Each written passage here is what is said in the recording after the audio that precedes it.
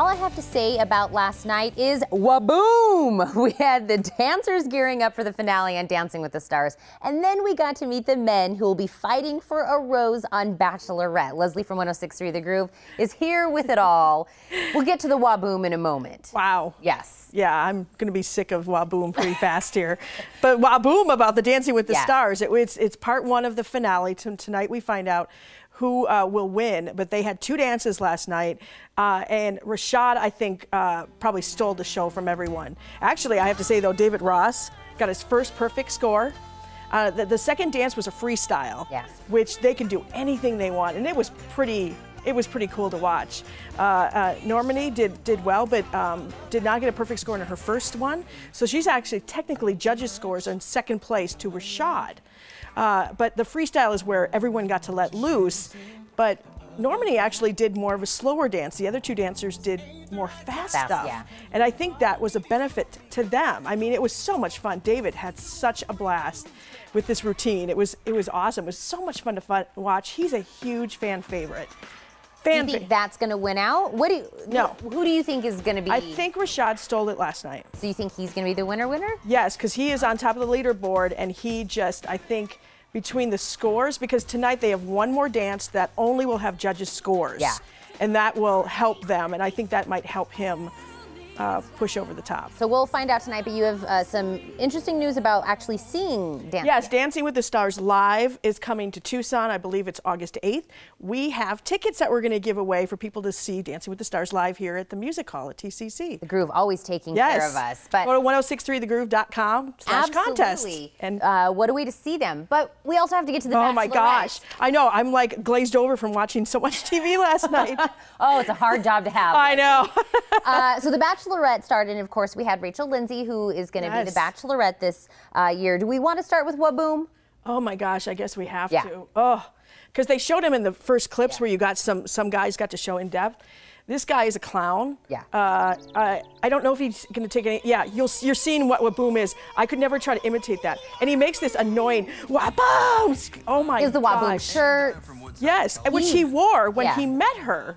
He wore this, and he just doesn't seem to take anything seriously, and that's not a way to me to impress me if you come up and do that face thing to me. But can I just say it? He's good TV.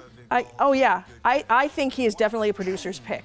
So his name's Lucas, though. Waboom guy's name is Lucas. Now, some people we were trying to get behind even before the season started is we have a U of A Wildcat alum in there. Yes, it's pretty cool. His name is Adam, and it was funny. I wasn't sure about him. He came with a little friend, a little doll. I wasn't sure about this. Yeah, that was a little creepy, and Rachel even said, kind of creeps me out. Yeah. They had fun with it though, because they actually interviewed him. I think his name is AJ. Yeah. And they interviewed the doll's name is The doll's name is AJ, but it definitely obviously made an impression, but they kept showing him throughout the episode, and that's creepy. Good news is Adam made it through the first round. So all right, go Wildcats. Go Wildcats. Making it in there. Now, I know we're going to go through a bunch of guys, and what makes this different than any other season is she had already met a lot of these guys at the After the Rose ceremony back for the end of The Bachelor. Yes, and maybe it was a very quick meeting and stuff, but still, a lot of the other guys thought they had a little bit more of an advantage. Right. One of them is DiMario, who she met on After the Rose ceremony. The interesting thing is, before he got out of the limo this time, she met with some of her friends that were on The Bachelor with her, and one of them, and one of them warned her about DiMario, that a friend of hers knows him and that he's not there for the right reasons, but you know what, she's like, you know what, I'm going to give him a chance. And she also said, he's kind of cute. I've heard, we're hearing things that he's probably one of the 6 front runners. Kind of going a little bit further. Now, she met some of these guys at that After the Rose ceremony, but this next guy she met in a completely different way. That was weird. So this guy, Fred, gets out of the limo and comes up and says, here, I have to show you my yearbook of my 3rd grade picture. And I'm like, okay, that's sort of cute, whatever. And then he goes, and then look at this. And it's a picture of her from her 8th grade. They went to school together. But then it gets even weirder. Yeah. She was a camp counselor where he went to camp. And I hear she said he was kind of a bad kid. He was, and she said she can't get that out of her head, that he was a bad kid. Yeah. And so wasn't thinking she would keep him, but she actually does. You can tell he has been smitten with her for a long time. That makes you kind of like the situation then. This next guy from Chicago, he's kind of known for being a little stylish. Yes, Diggy is his As in Diggs. Yes, Diggs. He likes the dress. He dresses fine. He got to my heart when he said he owns over 500 pairs of shoes. You're like, winner. Oh my gosh, I'm like, oh. That's so funny. Yes, he also is advancing forward a lot. We're hearing a lot of good things about him. Another Wisconsin guy is on the show. I was going to say, another reason to capture your heart, Wisconsin guy. As soon as I heard he was from Madison, Wisconsin, I'm like, well, how can I not root for this guy? So Peter. He was very kind of quiet in last night's episode, but it looks like he is one of the 3 top front runners. So I think he's going to go pretty far in this. I'd like to learn more about him. Okay. And then we have Eric, who she did meet on after the rose. He got her to do a little dance move when they got out of the limo and stuff. And you can tell she just loves to have fun and stuff. He, again, was a quiet one, but he obviously made an impression on her.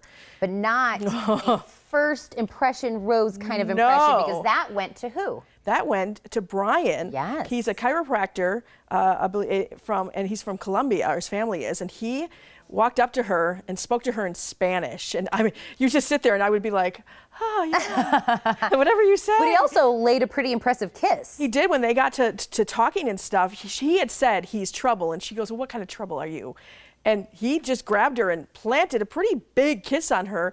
She said she didn't want to kiss anyone, but she enjoyed it. The chiropractor did it. Really quick, Leslie, who got kicked off last night? Oh, my goodness. We've got Blake K., Jamie, Grant, Jediah, Michael, Mohit, and Rob. 8 guys. 8 guys. There was like 31 guys there. And I didn't know half of them that went home. Well, get your fantasy team together, you guys, because we are off and running. We will do this again next week after the Bachelorette. But let's go back to Dancing with the Stars really quick, you guys. When it comes to Dancing with the Stars, it's time to crown a champion tonight. You can watch the finale at 7:30 on KGN 9, and then sign up to win those tickets to see Dancing with the Stars live on August 8th at the TCC. Go online to 1063thegroove.com for your chance to win.